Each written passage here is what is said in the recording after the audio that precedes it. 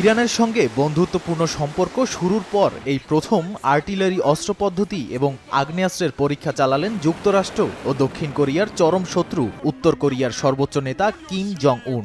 শুক্রবার একটি অজ্ঞাত স্থানে এ পরীক্ষা চালানো হয় বলে জানায় দেশটির রাষ্ট্রীয় সংবাদ সংস্থা কেসিএনএ।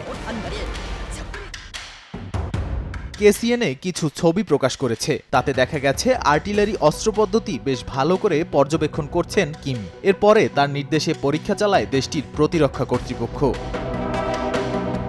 কেসিএনের প্রতিবেদনে জানা যায় ২৪০ মিলিমিটার মাল্টিপল রকেট লঞ্চার পদ্ধতির প্রযুক্তিগতভাবে আরও উন্নত সংস্করণ বলে জানা গেছে। এর আগে গত মাসে ২৪০ মিলিমিটারের মাল্টিপল রকেট লঞ্চারের পরীক্ষা হয়, যা দেশটিতে প্রতিরক্ষা ব্যবস্থার কৌশলগত পরিবর্তন আসে। নাদিম মারজান, সময় সংবাদ।